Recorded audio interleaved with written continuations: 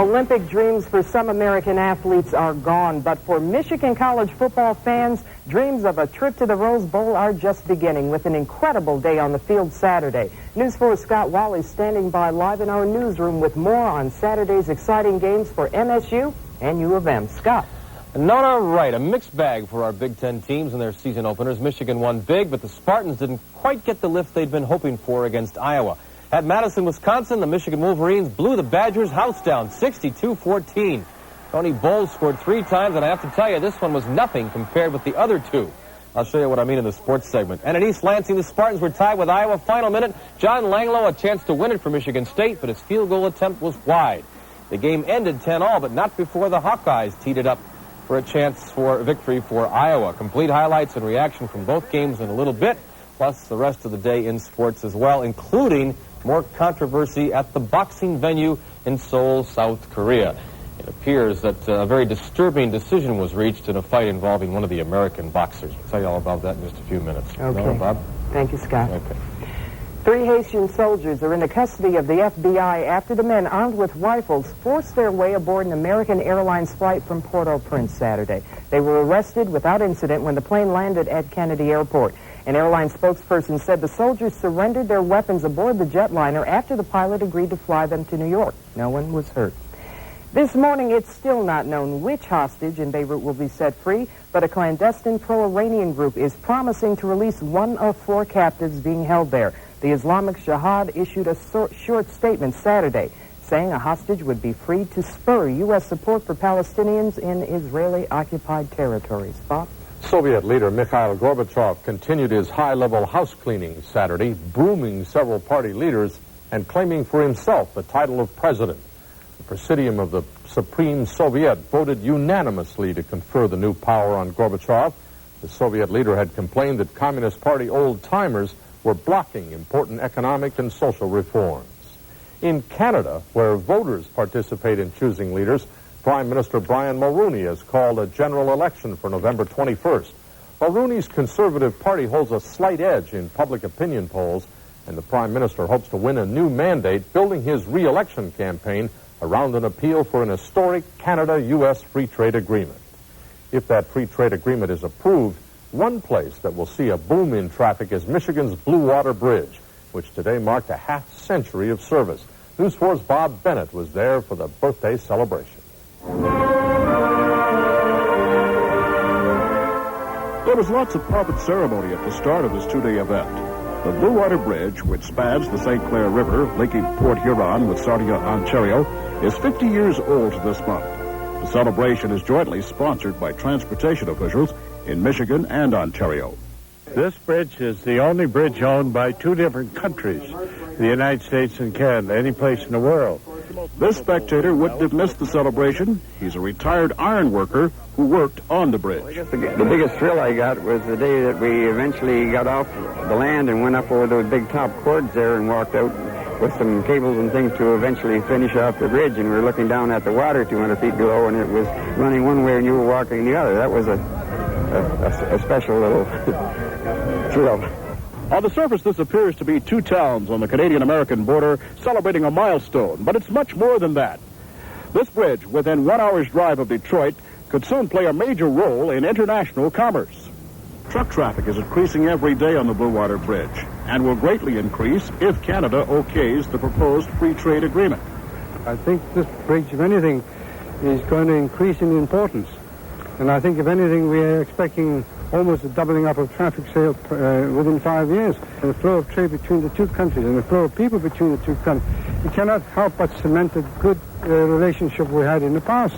But not everyone is pleased with how the bridge has grown and could grow in the future. Homeowners on the American side are tired of the noise and dust. Over on Canada's side, they went and they ain't got no hoses close to the bridge, but on our side, they got hoses right under the bridge. They could have brought them out a long time ago. That's what you think they should do? Yes. As the bridge celebrates 1/2 century of existence, there's already talk about a second span. It could be built within 10 to 12 years with the joint cooperation of the 2 governments. In Port Huron, Bob Bennett, News 4, Nightbeat. One of the country's most polluted bodies of water, the Rouge River, will be getting a desperately needed cleanup. Local, federal, and state money will be used to cleanse the toxic river. It's part of a more than $300 million super sewer system project, which will be built along the Rouge. Wayne County Executive Ed McNamara announced the funding. A couple whose daughter died in a church bus crash in Kentucky is filing suit against the Ford Motor Company on Monday. Carolyn and James Nunnally's 10-year-old little girl and 26 others were killed in the bus crash last May. The Nunnallys had offered to accept $1 from Ford if the company would either recall or repair some 19,000 of its older school buses. The Nunnallys say Ford did not respond to their offer. Bob? Here in Detroit, arson investigators are looking into a suspicious fire at Winship Elementary School on the city's northwest side. Friday night's fire gutted 2 classrooms and caused extensive water damage. Parents who need to know if Winship Elementary will be open Monday should call the Detroit Board of Education at 494-1000. The melody has ended, but the memory and legacy of master jazz musician J.C. Hurd lingers on.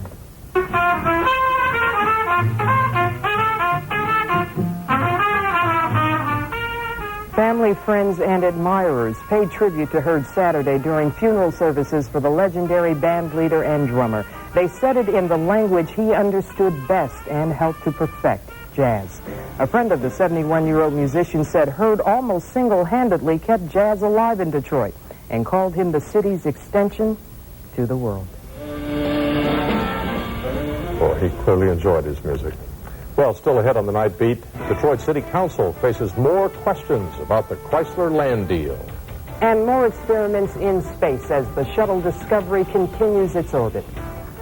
Well, there's a light rain falling over much of the area this morning. I'm Rick Griffith. Coming up, we'll see if there's any hope for drier weather later today.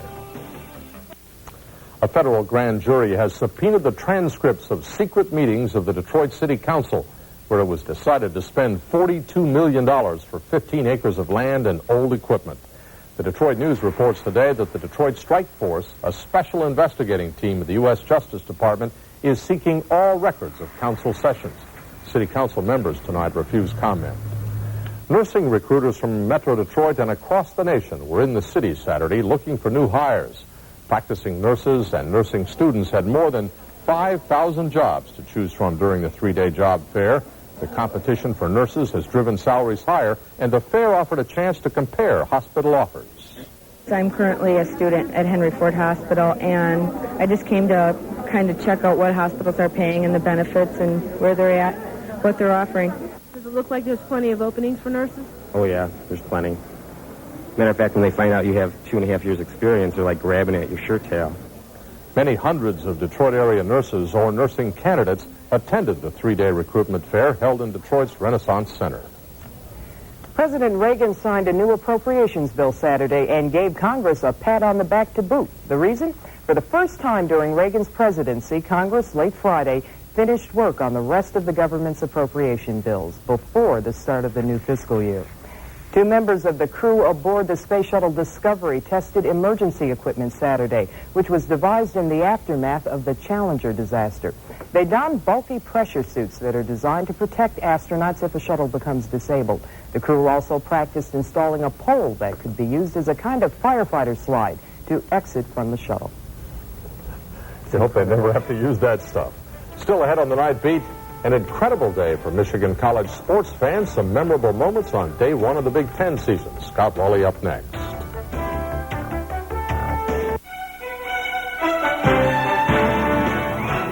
For the latest winning lottery numbers, call the official lottery line, 1-976-2020. You don't even have to be a boxing fan to have an opinion on what happened in Seoul today. Scott Wahle, I bet you got one. I do. You know, Americans will take home many fond memories of the Seoul Olympics, but tonight's boxing final in the 156-pound division was not one of them. To quote the vernacular, we was robbed. American Roy Jones in the blue shirt completely dominated his bout with South Korean opponent Park Si-hun. Action from the 3rd round here. You see Jones scoring at will, rocking the Korean time and time again. Park had to take a standing 8 count in the 2nd round. Jones landed almost 3 times as many punches, but incredibly, the decision went to Park, 3-2. U.S. boxing coach Ken Adams said later after the fight that he saw a Korean display wrapped gold in a wallet of money to 2 of the judges earlier in the week. U.S. officials supposedly investigating this. Boxing is a subjective sport, of course, but this bout was a rip-off by all accounts. American Andrew Maynard did take a gold. Tonight, super heavyweight Riddick Rose settled for the silver medal in losing to Canadian Lennox Lewis. The Big Ten season opened with a snap and a crackle for Michigan and a pop for Michigan State, sort of like a... The Wolverines routed Wisconsin 62-14, while the Spartans and the Iowa Hawkeyes struggled to a 10-10 tie in East Lansing. It's early. Tied at 3 in the third, the Spartans used a Derek Reed interception to set up their only touchdown of the game. Bob McAllister hits Andre Rison. He breaks a couple of tackles, and he's gone with some of the best running you'll ever see. Rison will not be denied, carrying a couple of Hawkeyes with him over the goal line. Rison had a great effort, but that's the sorriest dang tackling I think I've ever seen in secondary. I don't know how many of our guys missed him. Goal now. Two sides to every story, but a Blake Ezor fumble put Iowa back in business. Tony Stewart on the option to John Fillon, 5 yards, and it's tied. It would stay tied in the rain and gloom of East Lansing, but what a finish. Ezor, 34 carries for 138 yards, ran one too many times, suffering a concussion here in the final minute of play. The Spartans were close enough, however, for a John Langloh field goal attempt, but it was wide right with 22 seconds left. Now, a long Chuck Hartley pass gave Iowa a final shot at victory, but Mike Skillett's 51-yard kick was also wide, and each team settled for half a loaf, a 10-10 tie. First thing we have to do is come out of this thing even keel. We can't hang our head. We can't be happy about a tie. We can't hang our head about a tie. You could say, well, I know Michigan State's going to have their head down. You know, they're 0-3 plus a tie. But we're not going to put our heads down. Last year we had a tie, you know, and still went to the Rose Bowl.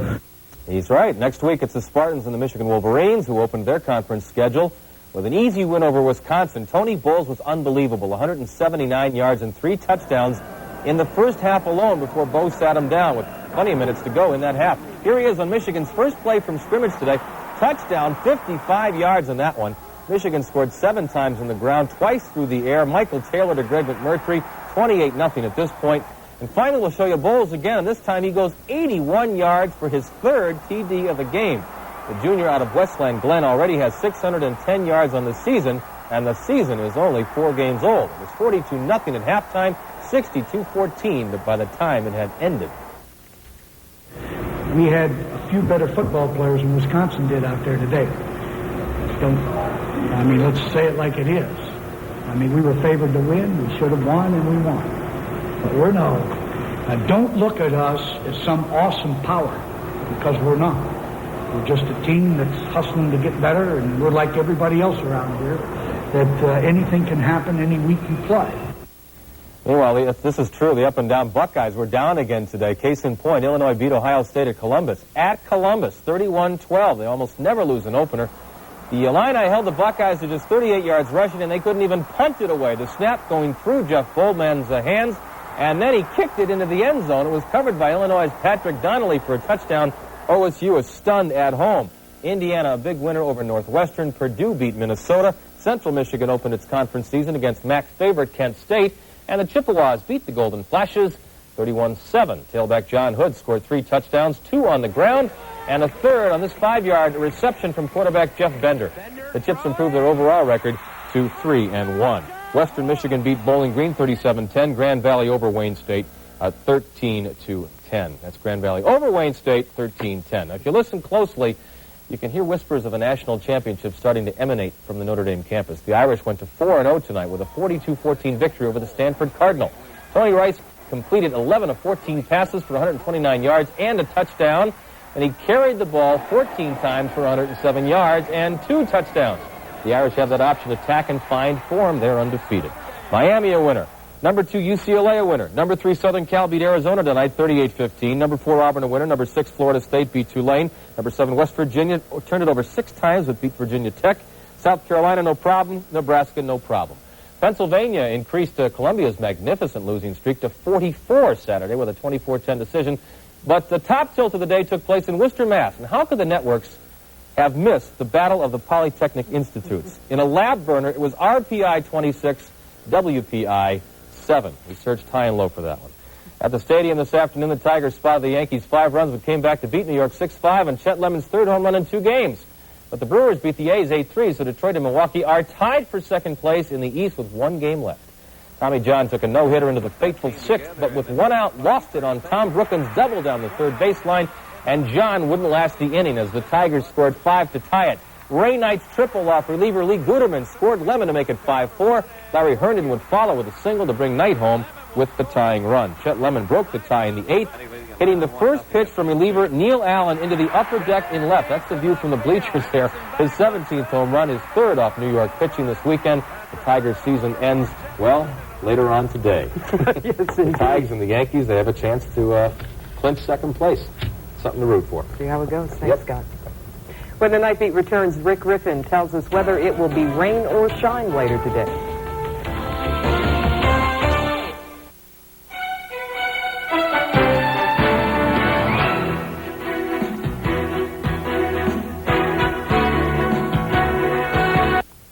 Today was one of those rare 80-degree days in October, but Rick Griffin joins us now to say fall's not far behind. I hope everybody enjoyed it because we have a big downturn in the temperature this next couple of days. Very chilly weather arriving early next week. Tonight, though, it's staying kind of mild out there. It's still 63 degrees as of 1 a.m. Light rain falling with humidity at 97%.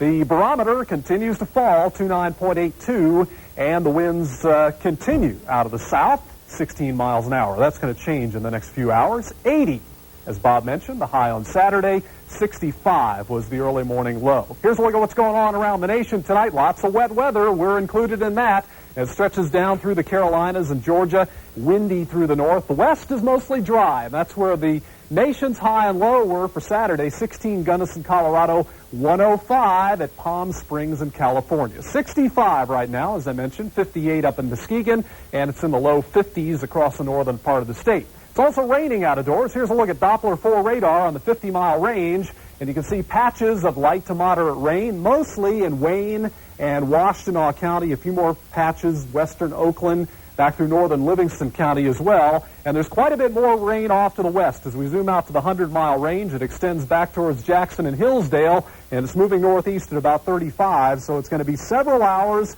of off and on rain the rest of tonight into the early morning hours, and then it should gradually taper off. Back to the map we go, the U.S. weather map. Well, here's the cold front that's bearing down on the Detroit metro area. That, again, will keep the rain going the rest of tonight into the morning hours later on today. Then high pressure will build in behind the front later on this Sunday, and that should tend to dry things out during the afternoon hours. A slow process, but I think some sunshine will return later during the afternoon hours, and then mostly clear skies later on Sunday night. 40s and 50s behind the front later today. 60s for us. Kind of a change from Saturday's 80. The 80s will be pressed down, as a matter of fact, towards the Gulf Coast. Here's the weather map for later today. The cold front pushing on by. That means some shower activity early in the day, with temperatures rising to the 60s. A very slow change from early morning lows in the upper 50s to around 60. Northern part of the state will be partly sunny during the day on Sunday. And for Monday, early next week, cooler weather arrives, low 60s, but dry conditions. So the forecast for the rest of tonight, cloudy with showers, 60 the overnight low, southwest winds. Later today, morning showers, then partly cloudy in the afternoon, 67 the high. Sunday night, partly cloudy, chilly, 45. And on Monday, partly sunny and 62. Even cooler weather arriving as the week goes on, highs only in the 50s. And the first frost of the season probably arriving later in the week. And some snow, too, but for the upper peninsula. I was going to say, a little bit farther away. Yes. 1,000 Boy Scouts have converged on Kensington Metro Park for the annual District Camporee. The Scouts use the time to fine-tune their skills in hiking, tottening, and first aid. The highlight of the event will be an outdoor cooking contest. Many of the Scouts are preparing for the National Jamboree, scheduled for next summer in Virginia. That's what I say, teach those boys how to cook. I won one of those knot tying contests one time. That's a long time ago. And that's our report. Thanks for joining us. Join us later today for News 4 at 6. And have a good Sunday. Good night. Bye-bye.